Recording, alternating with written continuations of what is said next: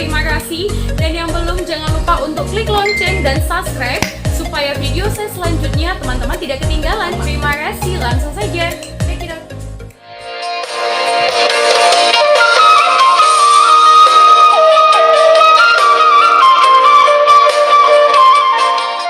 Sejarah Sisingamangaraja I, Raja Manghuntal.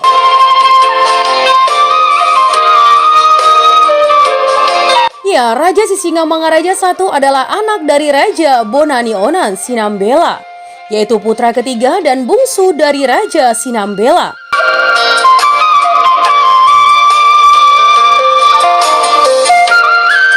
Raja Bonani Onan menikah dengan Boru Pasaribu. Walaupun mereka sudah lama menikah, tetapi mereka belum mempunyai turunan. Karena itu Boru Pasaribu pergi ke Tombak Sulu-Sulu untuk marpanggir atau keramas dengan jeruk purut. Setiap kali selesai marpanggir, Boru Pasaribu berdoa kepada Obuta yang di atas, mohon belas kasihan agar dikaruniakan keturunan.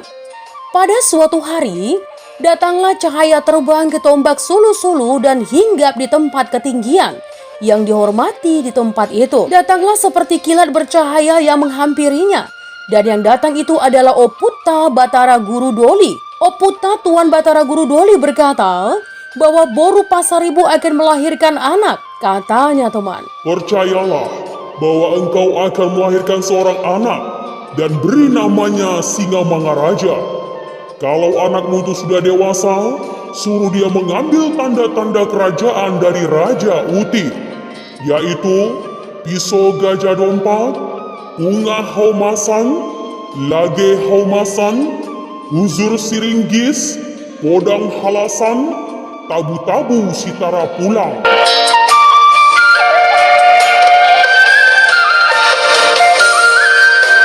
tidak lama kemudian, akhirnya Boru Pasaribu pun mengandung dan melahirkan seorang putra. Sang putra ini lahir dengan gigi yang telah tumbuh dan lidah yang berbulu.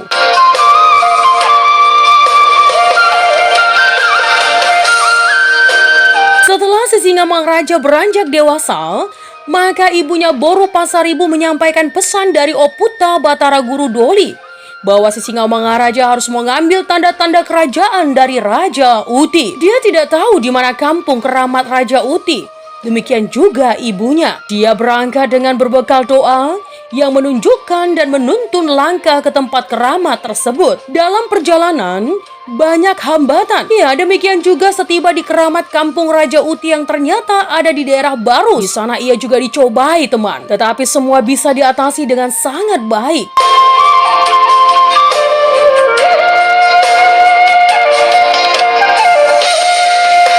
Sisingamangaraja bertemu dengan Raja Uti dan mereka makan bersama dan katanya, Sudah benar ini adalah raja dari orang Batak. setelah selesai makan, mereka pun menanyakan silsilah atau marta rombo.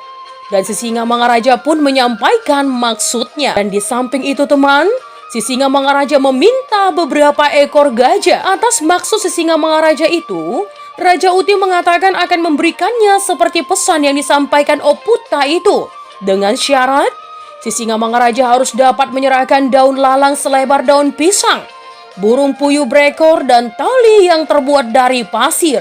Syarat-syarat ini minta Raja Uti untuk mendapat tanda-tanda Harazon itu dapat dipenuhi semua oleh Sisingamangaraja. Sedangkan mengenai permintaan akan gajah itu, Raja Uti memberikannya asal Sisingamangaraja bisa menangkapnya sendiri.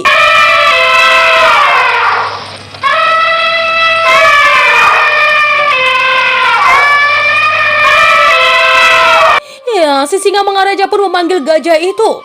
Maka heranlah Raja Uti melihatnya. Dan setelah itu, teman, dibawanyalah tanda-tanda Harazaon itu pulang ke Bakara, termasuk gajah itu. Ya, teman, Sisingamangaraja disebut-sebut sebagai pilihan atau dinasti langit yang diutus mula jadi Nabolon atau pencipta. Ya, untuk meneruskan dan menguatkan ajaran kebatakan yang telah dirintis pendahulunya Raja Uti. Ya, tokoh suci di tanah Batak.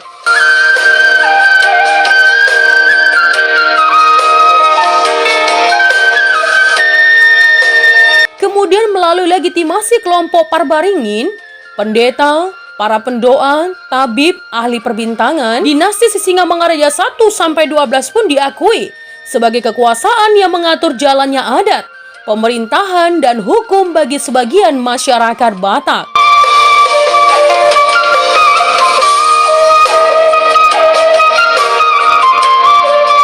Ayah Raja Manghuntal adalah Bonani Onan dan ibunya Boru Pasaribu. Nah teman, ada sumber lain menceritakan Raja Sitongonai Borngin adalah anak Raja Panjaitan, 7 generasi dari si Raja Batak. Anak Raja Sitongonai Borngin bernama Raja Sijorat Paraliman. Ya teman, ada kemiripan kisah kelahiran Raja Sijorat Paraliman dengan kisah kelahiran Raja Manghuntal.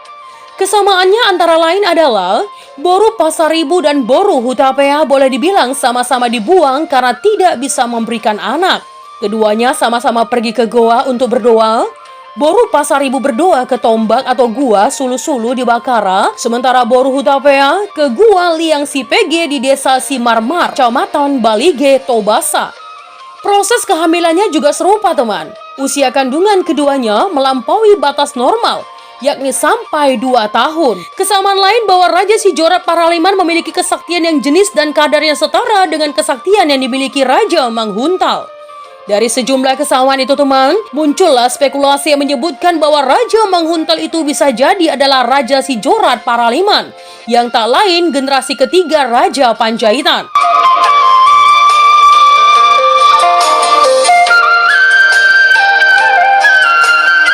Apakah Sisingamangaraja I dan seterusnya bermaga Panjaitan? Yang pasti sampai sekarang Sinambela dan Panjaitan adalah padan atau terikat sumpah tidak boleh menikah.